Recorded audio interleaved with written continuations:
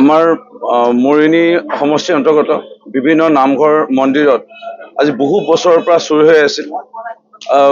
মই নাম উল্লেখ কৰিব বিচৰা নাই। বিগত এই 5-6 বছৰত দুজনকে SP আমাৰ যোৰহাটত পৰা বদলি হ'ল। আমি বহুত অনুৰোধ জনাইছিলোঁ যে অকণমান যদি আপোনালোকে কষ্ট কৰে এই চোৰসমূহ ধৰা পৰিব, কিন্তু ধৰিব পৰা নাছিল। মই বৰ্তমানৰ SP শুভজ্যোতি বৰা ডাঙৰীয়া, আমাৰ CDSP ত্ৰিনয়ন চুমা ডাঙৰীয়া আৰু অসম পুলিচৰ দলটিক ধন্যবাদ জনাম। এটা ডাঙৰ সাফল্য। কেইদিনমান আগত ছফিকুল আলী নামৰ কানাই বুলি কয়, শিমলুগুৰি শিৱসাগৰৰ তেওঁক ধৰা হৈছিল। তেওঁ জেলত আছে বৰ্তমান।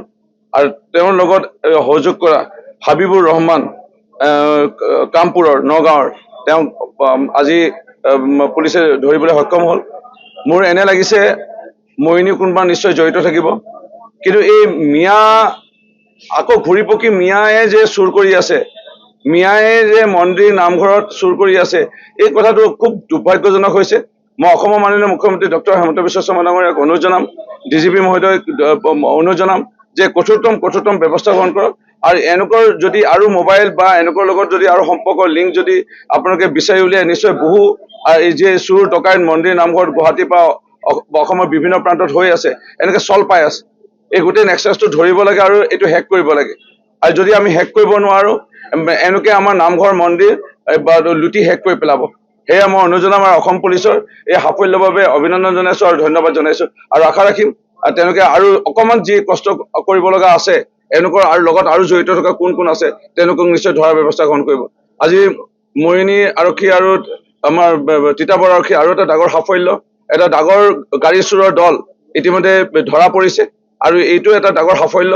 মই আশা ৰাখিম ভৱিষ্যতৰ দিনত এনেধৰণৰ চুৰ ডকাইত বা এনেকুৱা ধৰণৰ যিবোৰ লোক জড়িত হৈ আছে, আৰু দেখা গৈছে যে এই ডেকাচাম জড়িত হোৱাটো চাব গ'লে আমি অকণমান কঠোৰভাৱে যদি লওঁ, এতিয়া নিশ্চয় আমি বহু ক্ৰাইম হয়তো ভৱিষ্যতে হ'বলগীয়া যদি আছে ৰক্ষা পৰিব। এতিয়া নগাঁৱৰ পৰা আহি মৰিয়নিৰ মন্দিৰত নামঘৰত চুৰ কৰাটো কিমান ডাঙৰ কথা, আৰু ইতিমধ্যে মৰিয়নি গোটেই অঞ্চলটোত সন্ত্ৰাস সৃষ্টি কৰি আছে। চোৱা, মিয়া জাতীয় এতিয়া ক'বলৈ মন নাই যদি ক'বলৈ বাধ্য। এই লোকসকল আজি লখিমপুৰৰ পৰা আহি পেলাই যদি নগাঁৱত আমাৰ মানুহক মাৰি পেলাই যদি চুৰ কৰিবলৈ সাহস কৰিছে, আপোনালোকে চাগে গম পাই আছে। এনেকুৱাক আমি যদি আমি এতিয়াই কণ্ট্ৰল নকৰোঁ, এনেকুৱা ওপৰত যদি নিয়ন্ত্ৰণ নানো, এনেকৈ আমাক অসমখন শেষ কৰি পেলাব। হয়, কালি প্ৰায় 4মান বজাত আমি খবৰ পাইছিলোঁ হাতীগাঁও থানাৰ পৰা যে তেওঁলোকৰ তাত এখন ৰঙা মাৰুতি ছুইফ্ট AS01 GN 2716 এখন চুৰি হৈছে। আৰু সেইখনতে তেওঁলোকে Hatigaon PS case number 153/26 register কৰিছে, আৰু সেই গাড়ীখন মৰিয়নি হৈ নাগালেণ্ড গৈ আছে। এইটো খবৰ পাই লগে লগে আমাৰ OC আৰু পুলিচৰ পাৰ্টি আমাৰ মহাদেৱ আগৰৱালাৰ আগত স্পেচিয়েল নাকা বহালে। এতিয়া প্ৰথমতে আমি ৰঙা ছুইফ্টখন পাওঁ। এই ছুইফ্টখন ৰখোৱাৰ লগে লগে পিছত দুখন আৰু গাড়ী আহি আছিলে, এখন হ'ল থাৰ আৰু এখন হ'ল বলেৰো পিকআপ। যেতিয়া আমি সোধা পোছা কৰোঁ, তেতিয়া আমি এটা বস্তু নিশ্চিত হওঁ যে যিখন ছুইফ্ট আহিলে এখন চুৰি গাড়ী, আৰু পিছে থাৰ আৰু বলেৰো পিকআপত যি কেইজন মানুহ আহিছিলে, সেইকেইজন মানে এস্কৰ্ট দি আহিছিলে। গাড়ীখন তেওঁলোকে মানে কোনোবা পুলিচ আছে নেকি তেনেকৈ চাই সুকলমে যাতে নাগালেণ্ড পায়। কিন্তু আমি ইয়াত ধৰিলোঁ, আৰু সেই সংক্ৰান্তে আমি 6জন মানুহক গ্ৰেপ্তাৰ কৰিছোঁ ইতিমধ্যে, আৰু হাতীগাঁও থানাৰ পুলিচ আহি পাইছে, তেওঁলোকক লৈ যাব এতিয়া। নামকেইটাই তেওঁলোকৰ নাম হ'ল কৌস্তভজ্যোতি শইকীয়া, তেওঁৰ ঘৰ গোলাঘাটত; ভাস্কৰ বৰুৱা, তেওঁৰ ঘৰ গোলাঘাটত; অবিনাশ শইকীয়া, তেওঁৰ ঘৰ গোলাঘাট; বিকাশ শইকীয়া গোলাঘাটৰ;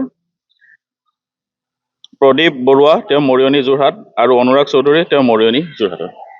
গাড়ীখন ক'ৰ পৰা চুৰ কৰি আছিলে? তেওঁলোকে গুৱাহাটীৰ পৰা চুৰ কৰিছিলে। পিকআপখনৰ কিবা তেনেকুৱা চুৰি ৰিলেটেড আছে? পিকআপখনৰ তেওঁলোকে কোনো ডকুমেণ্ট দিব পৰা নাই। তেওঁলোকে কৈছে যে এইটো এগ্ৰিমেণ্ট কৰি আনিছোঁ, কিন্তু তেওঁলোকে কোনো ডকুমেণ্ট দিব পৰা নাই। সেইকাৰণে তেওঁলোকে এতিয়া সোধা পোছা কৰি থকা হৈছে। আৰু তেওঁলোকে এতিয়া হাতীগাঁও তেওঁলোকৰ নিজৰ কনচাৰ্ণ পুলিচ ষ্টেচনলৈ লৈ যাব। আমাৰ মৰিয়নিতে এটা ৰিপৰ্ট আহিছিলে যে জুন মাহৰ মানে 11 আৰু 12 যিটো ইণ্টাৰভেনিং নাইট, মাজৰ ৰাতি প্ৰায় 1:30মান বজাত আমাৰ লক্ষ্মী মন্দিৰত চুৰ হৈছিলে অলপ। তাতে হনুমানৰ মূৰ্তিৰ পৰা গদা, পাদুকা আৰু অলপ কিছু ডনেশ্যনৰ পইচা, তেনেকৈ প্ৰায় 8.5 লাখ টকাৰ বস্তু চুৰ হৈছিলে। আৰু যিখিনি চিলভাৰ চুৰ হৈছিলে তাৰ ৱেইট মন্দিৰ কমিটিৰ মতে প্ৰায় 2 কেজিৰ পৰা 2.5 কেজি হ'ব। সেইটো বেছত আমি Mariani PS case number 59/26 under section 305D আৰু 331(4) BNS আমি ৰেজিষ্টাৰ কৰি ইনভেষ্টিগেশ্যন কৰিছিলোঁ আৰু আমি ইনভেষ্টিগেশ্যন কৰোঁতে যি টেকনিকেল এনালাইচিছ আৰু হিউমেন ইণ্টেলিজেঞ্চৰ দ্বাৰা গম পালোঁ যে ইয়াত দুজন ব্যক্তি জড়িত আছে। এজনৰ নাম হ'ল ছফিকুল আলী, তেওঁৰ ঘৰ শিমলুগুৰিত, আৰু আনজন নাম হ'ল হাবিবুৰ ৰহমান, তেওঁৰ ঘৰ নগাঁও কামপুৰত।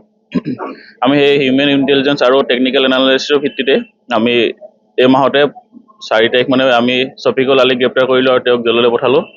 দ্বিতীয়তে এইজন পলায়ন কৰি আছিলে, তেওঁলোকো আমি টেকনিকেল এনালাইচিছৰ ভিত্তিত আমি কালি কামপুৰৰ পৰা গ্ৰেপ্তাৰ কৰি আনিছোঁ।